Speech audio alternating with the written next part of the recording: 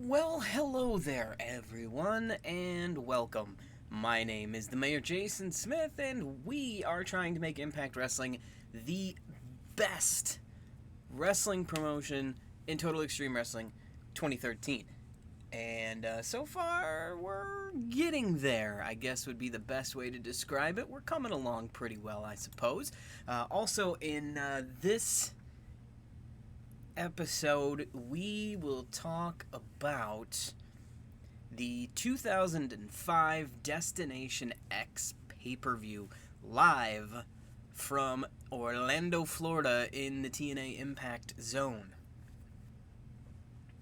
An 11 match main card, couple of dark matches beforehand.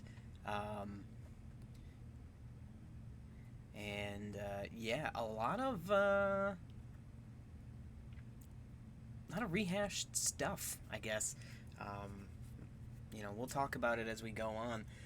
Just to kind of get everybody up to speed, our prestige is getting better. Our momentum is climbing. We are getting ever so close to being in a different status. Right now we are cult status, cult size. National is next. If we can get 8 regions in America, which is the top row, to C+ importance. So we're getting there slowly but surely. We've been doing a lot of work in the tri-state, as you can see by the C- that we've got going on. And as we continue to work through the tri-state area, there's spillover that improves the popularity, and the tri-state area really does the most good work for us in terms of spillover, because we get improvements in the Maritimes, Quebec, Ontario, the Great Lakes, Mid-Atlantic, and New England regions. So 3 of those 6 are in America, and New England, Mid-Atlantic, and Great Lakes, of course, to go along with the tri-state area. So that would give us 4 that have a C+ importance if we can continue to build those up, and then we'll basically just find a couple other ones and continue to build from those as well. So 6 days before our next TV taping, we brought in Kofi Kingston. He won't be available for TV this week, but he should be available in time for the September pay-per-view, which, looking at the schedule, is one night only September. We're going to have to come up with some better names for these. Bound for Glory is coming up in October, so we've got that going on for us. Can't wait for that. But let's go ahead and get to the next day. We'll talk about the first couple of matches, the dark matches, in the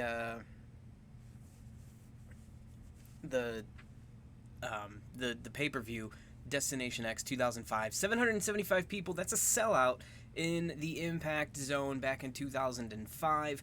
The buy rate was a little down, and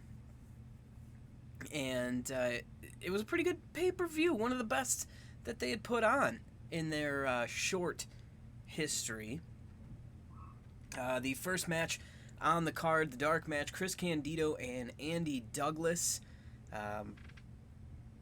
went against Lex Lovett and Buck Quartermain. Not a very quick match. Candido and Douglas picked up the win in that one. The second match, the second dark match, Kid Cash and Lance Hoyt taking on Cassidy Riley and Jarrell Clark. That one also less than 9 minutes over before it really started.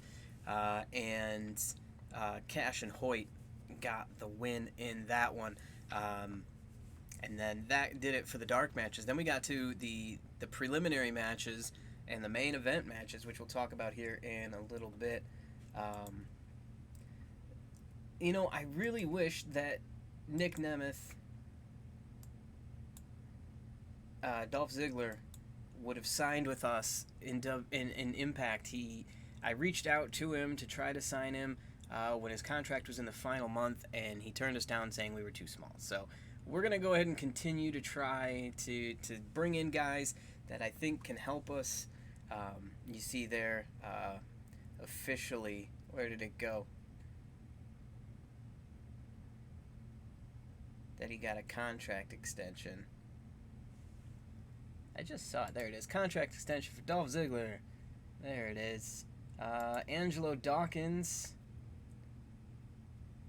also got a contract extension, which is a bummer. I was really hoping to sign him, and they gave him the extension. So good on him. Jake Christ always has a complaint. He's always complaining. All right, moving on to the next day. It's a bummer we couldn't land Angelo Dawkins, but we'll move on. The opening match of the preliminaries was 3 Live Crew. This time the makeup was Brian James, Road Dogg, and Conan against America's Most Wanted, Chris Harris and James Storm. And it was an 8-man tag match, so it was those two teams against Alex Jarrell, Bobby Roode, Eric Young, and Petey Williams, affectionately known as Team Canada, who were accompanied to the ring by Coach D'Amore and Johnny Devine. Alex Jarrell, known in certain circles as A1, while he was part of the Team Canada stable. And in the second match, Chris Sabin fought Chase Stevens. Quick match, Chris Sabin won following a roll-up. After the bout, Chase Stevens, Chris Candido, and Andy Douglas all got together and started to attack Chris Sabin, and that's when you got a luchador by the name of Shocker. He currently is in CMLL, but he had at one point worked for New Japan, TNA, AAA. I mean, he'd been around the block a little bit, and Shocker is no slouch. So he made his debut and came out and saved Chris Sabin. The next match on the card was a bull rope match between Dustin Rhodes and Raven. Another quick match, just shy of 7 minutes. The bull rope match is basically the two guys are tied together, and unlike WWE style where you have to touch the turnbuckles in succession, pinfall or submission was the way to go in the bull rope match. Dustin, I should say, because Dusty technically was in Impact at this time too, but Dustin Rhodes picked up the win when he pinned Raven after he hit him with a chair or did a face buster or something, I don't know. And the following match after that, Ron and Don Harris, the Harris brothers, Disciples of Destruction, took on Phi Beta Slam, who we discussed in the last pay-per-view, Bruno Sassy and Big Tilly. And the pre-match stipulation for the contest was whoever won the match would become the personal assistant of Dusty Rhodes. And the Harris brothers picked up the win in that one. Okay, so we've got unread emails and a decision waiting a response. So we'll take a look at some of those. Let's see what else is going on around here. Velveteen Dream got called up. That's awesome. Devin Cutter quit AAW. That's also interesting. Ring of Honor Wrestling TV, Jeff Cobb, star of the show. Ryan Reeves won the Evolve Style Battle Tournament. That'll be the day. Shane Andrews is rumored to be staying in OVW. Jim Ross has left AEW. And I wonder if he would be interested in coming to Impact. Because I would love to have Jim Ross, even if he retires on me in like a week. I don't care. Cole Cabana became the AAW champion, and AEW had their Being the Elite show, and Kenta was the star of the show. All right, let's take a look at these decisions here. Eli Drake is willing to sign an exclusive deal that'll keep him from touring in Japan. And Ethan Page signed an exclusive deal with New Japan Pro Wrestling. So that means the North is no more. Except he's still on my roster as a paper appearance along with Josh Alexander. And I think I'm just going to let him go tour. They got 2 months left on their deal. They really haven't developed as much as I had hoped. Ethan Page had a lot longer than that on his deal. So we're going to go ahead and let him go. Unfortunate. These things happen, but That's the way it is. So we'll move on to the next day, and the fifth match on the card. Monty Brown, Marcus Corvan took on Triton. That's his name, Triton. Really quick match. Triton, of course, was Jacob Duncan in OVW. And yeah, this one was a really quick match. Dennis Knight made an appearance in a mask in this match as the lights went out. When they came back on, Triton was out of the ring, and Dennis Knight was in the ring, and Marcus Corvan hit him with a finisher, and who knows what's going on with that, because I don't know. And then came the main event matches, which were 4 in all.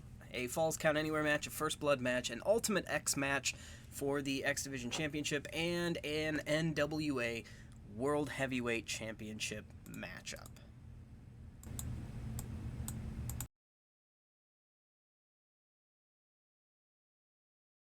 Okay, so we've got unread emails and a decision waiting response. And we'll take a look here at what we've got going on. Paige got a contract extension. And let's see here. Phoenix and Penta have decided to sign exclusive deals with us, which means they won't be doing any work anywhere else, which is nice. Can actually rest them for a little while. Jim Ross is intent on retiring in peace, so he will not be coming to Impact Wrestling. That's a bummer, but not catching me off guard. Okay, so back to the card at Destination X. The first match, the Falls Count Anywhere match, was Jeff Hardy and Abyss. About 15 minutes into the match, Jeff, at some point during the match, did a senton through Abyss and 2 tables from the rafters. Pretty nasty fall. After the match, Hardy ended up getting the win. Abyss attacked Hardy, broke out the thumbtacks, and Abyss, I think, dislocated a finger at some point in there too. Alright, let's see here. Not a whole lot happening here. Lana went to 205 Live. Big whoop. I say that, but I really hope that Lana is actually... I hope whatever it is that she's doing... I haven't seen her on TV in a minute, but I hope whatever it is that's going on with Lana, she's doing well in it. I hope she's working on her craft. I think there's potential there. But, we'll see. Who knows? Alright. So we'll move on to the next day. We'll talk about the next match on the card at Destination X 05. Kevin Nash and Billy Gunn, or simply The Outlaw, now in TNA in a First Blood match. Originally, this was supposed to be a no DQ match, but they changed it to a First Blood match where they could tape up their fists if they wanted. Billy Gunn was the first to bleed, but the referee didn't see it. And so as Nash tried to revive the ref, Jeff Jarrett came down, hit Nash with the title, and he started bleeding. When the ref came to, Nash was bleeding and gave the win to Billy Gunn, who had been helped out by a doctor wiping blood off of his face or something. Alright, so let's see what we got going on here. Oh, Johnny Gargano's contract is up with WWE, and Johnny has rejected us because we're too small. Are you kidding me, Johnny? Come on, Johnny Wrestling. We need you here. That's a bummer, man. I'm really disappointed. I had really hoped we'd be big enough for Johnny Gargano, and I don't think I'm going to be able to get him because he's too big time for Impact Wrestling. I would have made him... I'd put the title on him tomorrow.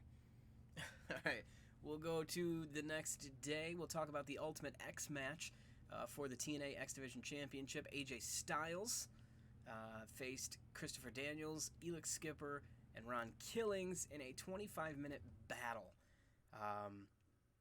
So the Ultimate X Challenge matches starts with a tag team match. So it was Styles and Skipper against Ron Killings and Chris Daniels. Killings lost first, and then so he was out in the tag team match. He got pinned. Second stage is a triple threat singles match between AJ, Chris Daniels, and Elix Skipper.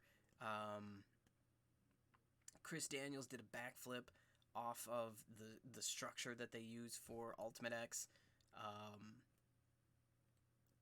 Skipper, I think, Skipper took the loss in this one after he was pinned by Chris Daniels. And then stage 3 is Ultimate X rules. So you have to climb up the structure, go across the wires, grab the belt, and come down with it. Styles and Daniels battled. They fell to the structure, knocked out the referee. Then AJ got back up, got the belt, but the ref was still down. Christopher Daniels attacked AJ, hit him with the Angel's wings, grabbed the belt, fell to the ground, draped it over his chest as the referee woke up, and then Chris Daniels got the victory. So there you go. One more match left on the card, and it's the NWA World Heavyweight Championship match, which we'll talk about here momentarily. Kobe Durst looks like he's going to re-sign with AIW. Frankie Pickard looks like he'll be re-signing with CZW. Mark Silva with FIP. What is Frankie Pickard? Lower mid-carder at CZW, which means he's going to be not good for me. Looks like NXT UK is still struggling. If you remember last time we tried to take them over, they said no. They're still saying no here, since technically they're property of the WWE Network. We'd have to come to them hat in hand and say, hey, can we buy your company? Even though, probably not ever going to happen in real life. All right, Impact Wrestling is tonight. So let's go ahead and move to the show, and we'll get that booked. Let's see, we are in the Murakami Stadium in Hawaii. Les Murakami Stadium in Hawaii. All right, so we're moving away from the tri-state region. Try to bump up our popularity in some other regions. And TV taping tonight, as I mentioned, we were going to have Sammy fight Will Ospreay, Sammy fight Marty Scurll, and then now we will have Marty and Will Ospreay go one-on-one, which I think was the first one we did, was it not? Yes, it was. So it's Marty against Sami Callihan this time, right? Or did we do that one too? No, we haven't done that one yet. Alright, there we go. So Marty Scurll, Sami Callihan. Be a slow build match in our main event. And then we will place Will Ospreay against somebody. We're actually going to have him defend the X Division Championship against... How about the newly signed Eli Drake? So Eli Drake versus Will Ospreay for the X Division Championship. Will Ospreay gets the win on a slow build, decisive finish. There we go. Not a bad set of main event matches, if I do say so myself. Alright, so we are continuing to build toward our tag team matchup, which is the Lucha Bros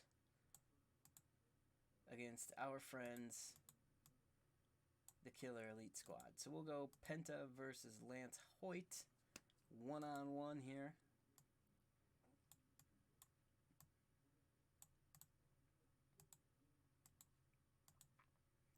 And we'll keep that one open.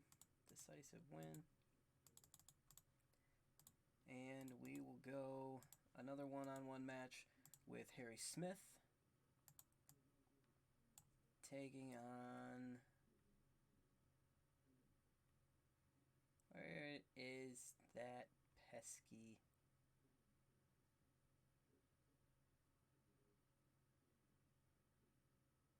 Where did they go? There he is, Phoenix. Wow, right in front of my face. Unbelievable. Alright, there we go. These two matches actually might be really intriguing. I don't know how good they're going to be, but they definitely won't be boring. That is for sure.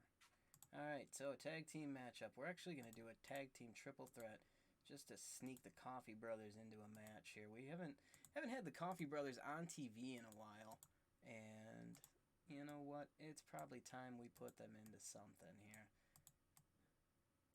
This will give these guys an opportunity to get tuned up for our pay-per-view in 2 weeks' time. So we'll keep that all together there. There we go. Alright, now we need a women's match or two. I'm actually going to do a women's tag match. There we go. So we'll put the women together with... On one side, we'll do Kira Hogan and Kairi Hojo. On the other side, we will put Tessa Blanchard and Ivelisse.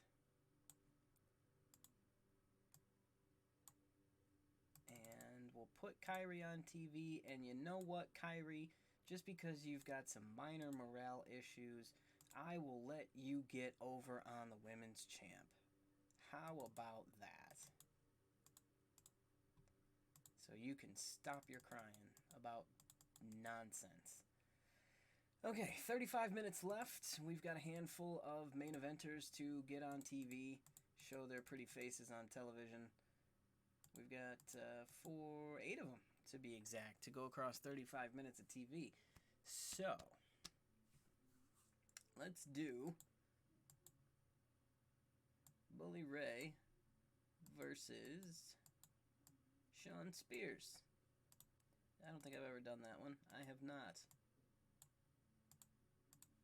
So there we go. Bully Ray and Sean Spears going to give me 10 minutes.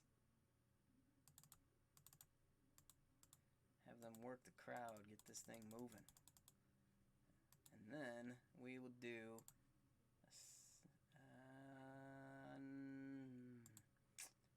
a one-on-one match between, let's go between Jay Lethal and TJP, if I have not done that yet. I haven't done it in a while, but it was a pretty good match, so we'll do that.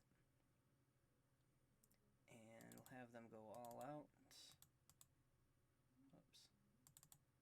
Didn't register my request to have them go all out. There we go.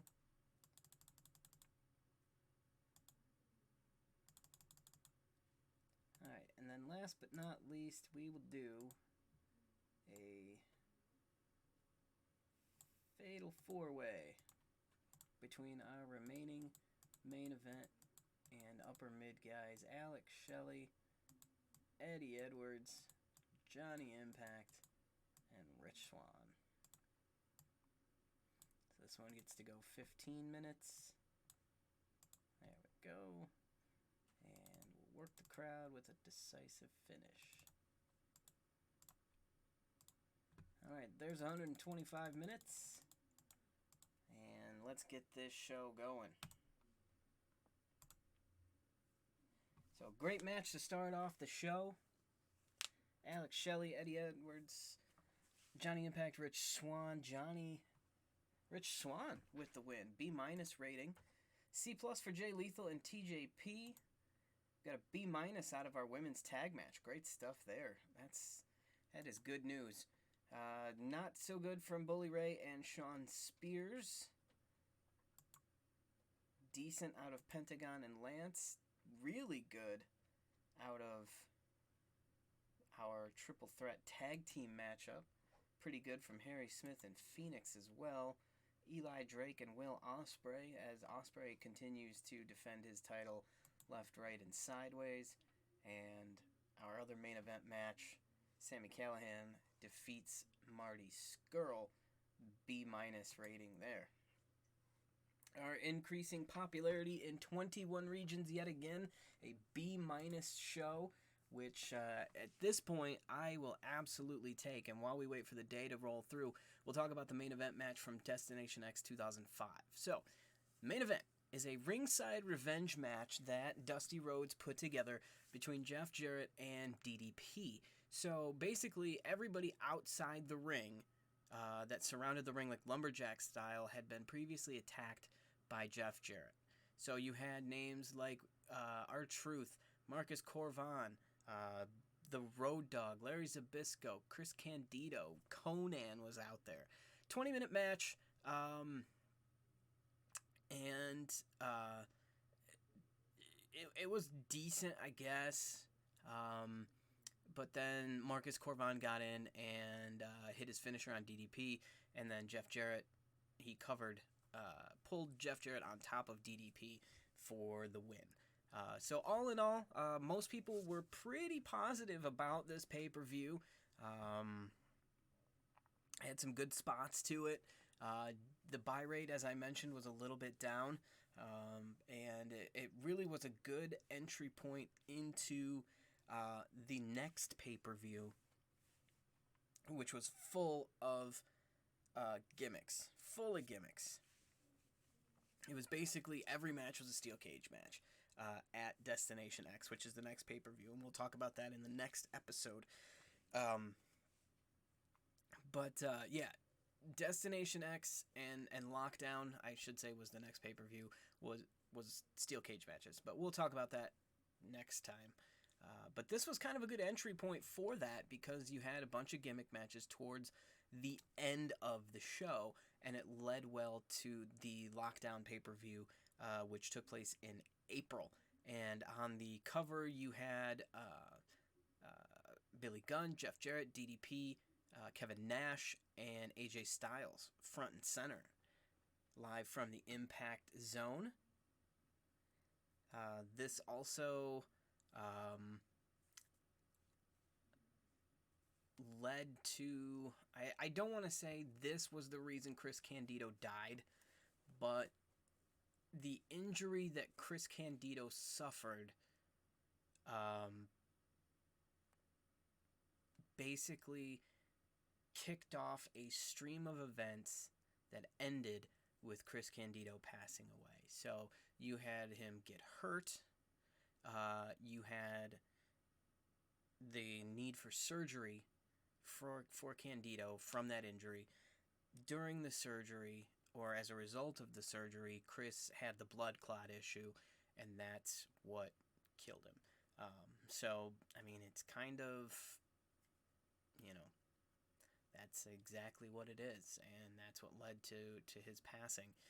But yeah, a lot of gimmick matches on the Lockdown pay-per-view, which we'll talk about in our next episode. I hate to put a somber stamp on it there, but we've got some unread emails waiting, which are our ratings for TV.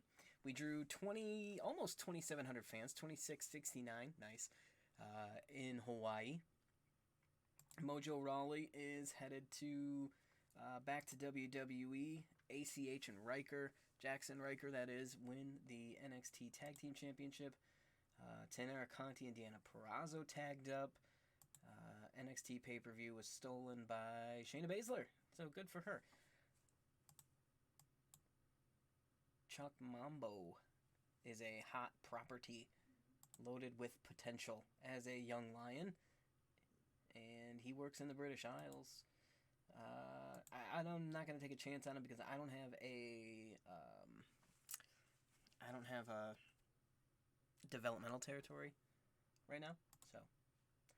Alright, so you can see some of our guys are a little beat up from all of the wrestling that they do. That once a week thing.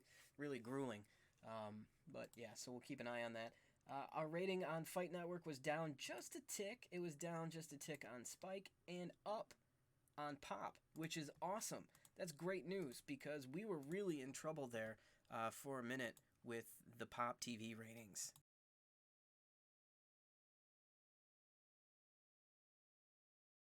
All right, so Kofi Kingston will be available to start in 1 week, so 6 days after Impact TV. He will be able to debut just in time for our pay-per-view. Kyrie Hojo still salty about me putting Tessa Blanchard over. So that's going to do it for today's episode. Thank you guys for tuning in. Impact TV, and we're getting there. We're trying to make it the number one promotion. Our prestige has gone up to a B-, which means we're getting there, and we're getting closer to being able to bump up to national size, and we can really get something going here once we're up to that stage. So that's going to do it for this one. Stay tuned. I think I might actually switch over to a different game. I might stream it. I might not. I'm still kind of waiting on that. But my name is the Mayor Jason Smith. We'll see you next time, and be excellent to each other.